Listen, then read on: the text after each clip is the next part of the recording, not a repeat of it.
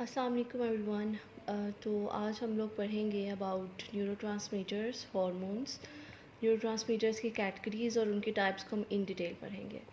तो सबसे पहले हम देखते हैं कि हार्मोन्स बेसिकली क्या होते हैं। हार्मोन्स बेसिकली केमिकल मैसेंजर होते हैं जो कि हमारी बॉडी में ट्रैवल करते हैं और हेल्प करते हैं हमारे डिफरेंट ऑर्गन्स और टिश्यूज़ को कि हम वो एक दूसरे के साथ कम्युनिकेट कर सकें। अब बात कर लेते हैं न्यूरोट्रांसमीटर और हार्मोन्स में बेसिक डिफरेंस क्या होता है। न्यूरोट्रांसमीटर्स भी केमिकल मैसेंजर होते हैं जो कि नर्वस सिस्टम में न्यूरोट्रांसमीटर्स हमारे नर्वस सिस्टम में होते हैं जो कि हेल्प करते हैं to transmit signals between neurons. जबकि हार्मोन्स भी केमिकल मैसेंजर ही होते हैं लेकिन ये एंडोक्राइन सिस्टम में होते हैं और ये हेल्प करते हैं to regulate bodily functions and communicate message between organs और टिश्यूज़। अब जो न्यूरोट्रांसमीटर्स हैं इनके एग्जांपल है टेलीफोन लाइन की तरह से, क्योंकि ये सिर्फ सिग्नल्स को ट्रांसमिट कर रहे होते हैं बिटवीन न्यूरॉन्स। जबकि हार्मोन्स हैं उसके एग्जांपल है रेडियो स्टेशन की तरह। ये रेगुलेट भी कर रहे होते हैं बॉडीली फंक्शंस को और मैसेज को कम्युनिकेट भी कर रहे होते हैं बिटवीन ऑर्गन्स एंड टिश्यूज़। अब बहुत से ऐसे केमिकल्स जैसे कि एपिनेफ्रीन, नॉरएपिनेफ्रीन, इंसुलिन और ऑक्सीटोसिन, ये न्यूरोट्रांसमीटर्स भी होते हैं और हार्मोन्स भी होते हैं। ये इन दोनों का काम सर अंजाम दे रहे होते हैं। हमारा जो पिट्यूटरी ग्लैंड होता है वो हाइपोथैलेमस के साथ अटैच्ड होता है जो कि दो डिफरेंट ग्लैंड्स पर मुश्तमिल होता है। पहला ग्लैंड हो गया एंटीरियर पिट्यूटरी और दूसरे ग्लैंड का नाम है पोस्टीरियर पिट्यूटरी। ये दोनों glands different set of hormones को रिलीज़ कर रहे होते हैं। अब जो हाइपोथैलेमस में न्यूरॉन्स होते हैं वो जिन हार्मोन्स को रिलीज़ करते हैं वो होते हैं ऑक्सीटोसिन और वेसोप्रेसिन। वेसोप्रेसिन को हम लोग एंटीडायरेटिक हार्मोन भी कहते हैं। अब ये जो बाद में लेटर ऑन ये पोस्टीरियर से रिलीज़ होकर जो हार्मोन है ये ब्लड की तरफ ट्रैवल कर जाते हैं। एंटीरियर पिट्यूटरी 6 हार्मोन्स को रिलीज़ कर रहा होता है जबकि हाइपोथैलेमस उनकी रिलीज़ को कंट्रोल कर रहा होता है। हाइपोथैलेमस हार्मोन्स को रिलीज़ करता है जो कि ब्लड से फ़्लो करते हुए एंटीरियर पिट्यूटरी तक पहुंच जाते हैं। अब इसके बाद यहाँ पर ये डिसाइड करता है कि इनको मैंने जो हार्मोन्स आ रहे हैं उनको इनहिबिट करना है या फिर उनको स्टिमुलेट करना है। या तो लाइक अगर तो बहुत ज़्यादा स्टिमुलेट हो रिलीज़ हो रहे हैं हार्मोन्स तो वो फिर उसको इनहिबिट कर देता है उनको। अब ये 6 हार्मोन्स हैं जो कि यहाँ से रिलीज़ हो रहे होते हैं। सबसे पहला है एड्रीनोकॉर्टिकोट्रोपिक हार्मोन जिसको ACTH भी बोलते हैं। ये स्क्रीशन ऑफ एड्रिनल कॉर्टेक्स को कंट्रोल कर रहा होता है। एड्रीनो से याद रखना है एड्रिनल कॉर्टेक्स। नेक्स्ट हमारे पास आ जाता है थायराइड स्टिमुलेटिंग हार्मोन जिसको TSH भी बोलते हैं। ये कंट्रोल कर रहा होता है secretion of the thyroid gland. Thyroid से थायराइड ग्लैंड। प्रोलैक्टिन कंट्रोल करता है secretion of the memory gland. इससे मिल्क की स्क्रीशन इंक्रीज़ हो रही होती है इसकी वजह से। उसके बाद आ जाता है सोमैटोट्रोपिन जिसको ग्रोथ हार्मोन भी कहा जाता है। ये प्रमोट करता है growth through out the body और ग्रोथ स्पर्ट को भी के टाइम पे, प्यूबर्टी के टाइम पे ग्रोथ स्पर्ट के लिए भी ये काफ़ी अहम होता है। उसके बाद आ जाता है गोनाडोट्रोपिन फॉलिकल स्टिमुलेटिंग हार्मोन जिसको FSH कहा जाता है। ये ईस्ट्रोजन को प्रोड्यूस करता है और मैचुरेशन इन मेल्स और फीमेल्स को इंक्रीज़ कर रहा होता है। उसके बाद हमारे पास जो लास्ट 6 हार्मोन है दैट इज़ ल्यूटिनाइजिंग हार्मोन जिसको LH भी कहा जाता है। ये secretion of the gonad control कर रहा होता है जिसमें प्रोजेस्टेरॉन को इन फीमेल्स और टेस्टेरोन मेल्स में इनके प्रोडक्शन को कंट्रोल कर रहा होता है ये। अब मिसाल के तौर पर हमारा लेवल ऑफ थायराइड हार्मोन कम हो रहा है तो हाइपोथैलेमस रिलीज़ कर देगा TSH हार्मोन को जो कि थायराइड स्टिमुलेटिंग हार्मोन है। ठीक है, इसकी वजह से जो एंटीरियर पिट्यूटरी है वो रिलीज़ करना शुरू कर देगा TSH को जिसकी वजह से थायराइड ग्लैंड ज़्यादा से ज़्यादा रिलीज़ करेगा थायराइड हार्मोन को। अच्छा, तो हमने न्यूरोट्रांसमीटर्स को इसके बारे में पढ़ा था जब हमने देखा था हार्मोन और न्यूरोट्रांसमीटर में क्या डिफरेंस होता है। तो हमने देखा था कि न्यूरोट्रांसमीटर्स केमिकल मैसेंजर्स होते हैं। अब इन केमिकल्स को थोड़ा सा डिटेल में देखते हैं कि ये साइनेप्स लेवल पे होते हैं। जब एक न्यूरॉन रिलीज़ करता है केमिकल्स को तो उसकी वजह से दूसरा न्यूरॉन अफेक्ट होता है। उन केमिकल्स को हम न्यूरोट्रांसमीटर्स बोलते हैं। अब जब एक सेल या कोई ग्लैंड कोई कुछ भी स्क्रीट करता है, इट मीन्स कि उसने कोई सब्सटेंस रिलीज़ किया है, जैसे कि हार्मोन हो गया, वो फिर जाता है बॉडी के अंदर, ठीक हो गया। अब उस वो वाला सब्सटेंस फिर ट्रैवल करता है to other part of the body to perform a specific function. Human nervous system में मोर देन 40 न्यूरोट्रांसमीटर्स होते हैं, जिसमें से सबसे इम्पोर्टेंट वाले एसिटाइलकोलिन, नोरएपिनेफ्रिन, डोपामिन, गाबा, ग्लूटामेट, सेरोटोनिन और हिस्टामिन है, ठीक है। अब इम्पॉर्टेंट तो सारे ही हैं, लेकिन ये इस वे में कि इनकी फंक्शनिंग कंपैरेटिवली ज़्यादा हो रही होती है हमारी बॉडी में। डोपामिन जो है वो एक्साइटरी भी होता है और इनहिबिटरी भी होता है, यानी कि ये हमारे मूड को एक्साइट भी करता है, खुशी भी देता है और इनहिबिट भी करता है, लाइक जिस चीज़ की ज़रूरत नहीं है उनको ब्लॉक कर देता है। ये स्क्रीट होता है by the neuron of substantia Niagara.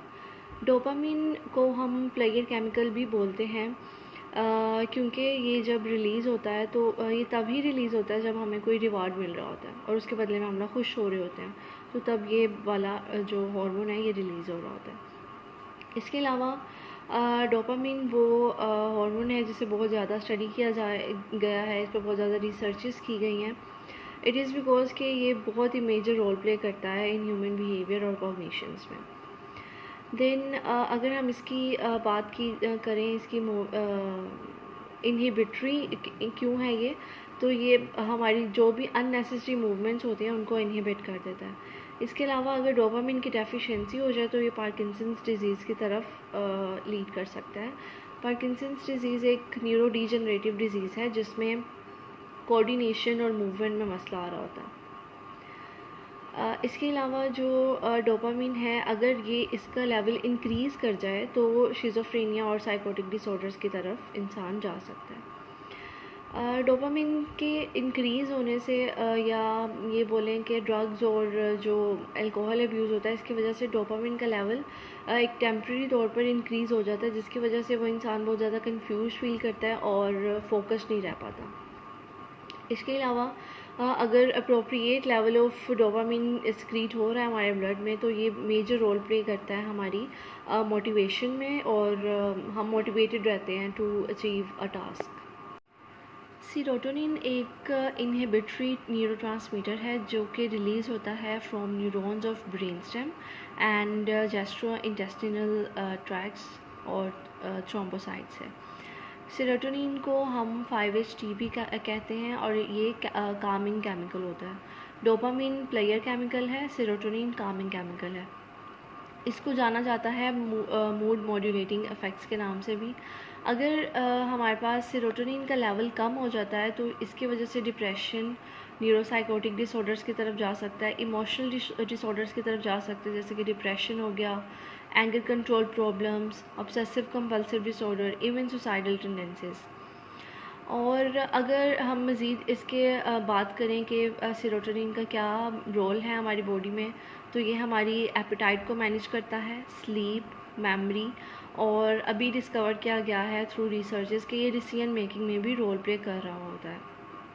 इसके अलावा ये पार्टिसिपेट करता है रेगुलेशन ऑफ बॉडी टेम्परेचर में, perception of pain, emotions and sleep cycle. Epinephrine एक एक्साइटरी न्यूरोट्रांसमीटर है जो कि एड्रिनल ग्लैंड से रिलीज़ हो रहा होता है। हमने पढ़ा था कि एपिनेफ्रीन को एड्रिनल भी बोला जाता है, तो ये एड्रिनल ग्लैंड से रिलीज़ हो रहा होता है। इसके अलावा ये हमारी बॉडी को प्रिपेयर कर रहा होता है फॉर द फाइट और फ्लाइट रिस्पॉन्सेज।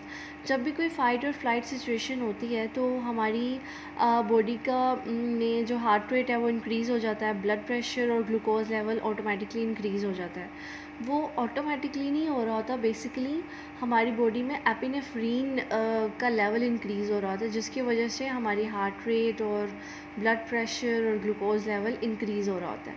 अब देखें, अब कोई भी सिचुएशन है, स्ट्रेसफुल सिचुएशन है, जैसे कि आग लग गई है कमरे में, तो इस टाइम पे फाइट और फ्लाइट मोड एक्टिवेट हो जाता है इंसान का।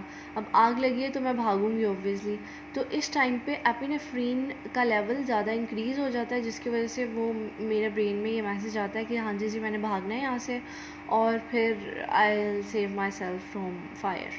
सो this is how epinephrine works and how important it is. Norepinephrine को हम लोग नॉर एड्रिनल भी बोलते हैं और ये एक एक्साइटरी न्यूरोट्रांसमीटर है। ये रिलीज़ होता है फ्रॉम एड्रिनल ग्लैंड से, हाइपोथैलेमस और ब्रेन स्टेम से। एक और चीज़ जो नॉरएपिनेफ्रीन की याद रखनी है वो ये कि ये हार्मोन भी है और न्यूरोट्रांसमीटर भी है। इसके इंक्रीज़ होने की वजह से ये लेवल ऑफ अलर्टनेस और वेकफुलनेस हमारी बॉडी में ज़्यादा हो जाती है। इसके अलावा जो नॉरएपिनेफ्रीन है, इससे ये पता चला है कि ये पोस्ट ट्रॉमेटिक स्ट्रेस डिसऑर्डर और पार्किंसंस डिजीज़ में भी रोल प्ले कर रहा होता है। पोस्ट ट्रॉमेटिक स्ट्रेस डिसऑर्डर में ये होता है, पोस्ट से याद रखना है स्ट्रेस के बाद वाला टाइम पीरियड। तो ये एक मेंटल हेल्थ कंडीशन है जिसमें कोई भी ट्रॉमेटिक इवेंट को एक्सपीरियंस करने के बाद इंसान को नाइटमेयर्स आ रहे होते हैं, बार बार वो इस एक्सपीरियंस को लिव कर रहा होता है।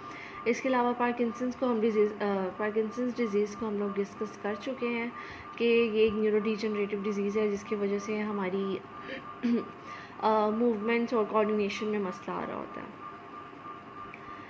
इसके अलावा जो नॉरएपिनेफ्रीन है ये मूड डिसऑर्डर्स से भी लिंक्ड है इसका, जैसे कि डिप्रेशन और एंजाइटी हो गया। इसके अलावा अगर इसका लेवल अब नॉर्मली हाई हो नॉरएपिनेफ्रीन का, तो इसकी वजह से हमारा स्लीप साइकिल भी इफ़ेक्ट हो रहा होता है। एसिटाइलकोलिन एक एक्साइटरी न्यूरोट्रांसमीटर है, लेकिन हार्ट के लिए ये इनहिबिटरी रोल प्ले कर रहा होता है। Acetylcholine is secreted by motor neurons of the autonomic nervous system, parasympathetic and sympathetic nervous system. Acetylcholine पहला न्यूरोट्रांसमीटर था जिसे डिस्कवर किया गया। ये बहुत से बॉडीली फंक्शंस प्ले कर रहा होता है, जैसे कि मसल मूवमेंट, मेमोरी, अटेंशन। अगर एसिटाइलकोलिन का लेवल डिक्रीज़ हो जाए, लाइक लो हो इसकी स्क्रीशन, तो मूवमेंट, मेमोरी और कॉग्निटिव फंक्शंस में डिफ़िकल्टीज हम फेस कर रहे होते हैं। ग्लूटामेट एक एक्साइटरी न्यूरोट्रांसमीटर है, दैट मीन्स कि ये बॉडी में कुछ ना कुछ इंक्रीज़ ही कर रहा है। तो it is released by the neurons of the many sensory pathways entering the central nervous system as well as the cerebral cortex. Glutamate हमारे जिन बॉडी फंक्शंस में रोल प्ले कर रहा होता है वो लर्निंग है, मेमोरी है और प्रोसेसिंग सेंसरी इंफॉर्मेशन है। इसके अलावा अगर ग्लूटामेट हमारी बॉडी में इनअप्रोप्रिएट है या उसकी ठीक तरीके से स्क्रीशन नहीं हो रही, तो उसकी वजह से एपिलेप्सी और कॉग्निटिव और अफेक्टिव डिसऑर्डर्स की तरफ इंसान जा सकता है। इसके अलावा अगर बहुत ज़्यादा ग्लूटामेट है हमारी बॉडी में, स्क्रीट बहुत ज़्यादा लेवल पे हो रहा है, तो ये टॉक्सिक हो सकता है जिसकी वजह से सेल डेथ की तरफ भी जा सकते हैं। गामा अमीनोब्यूटारिक एसिड, जिसको हम गाबा भी बोलते हैं, GABA, ये एक इनहिबिटरी न्यूरोट्रांसमीटर है जो कि रिलीज़ होता है from the neurons of spinal cord, cerebellum, basal ganglia and many areas of the cerebral cortex. जो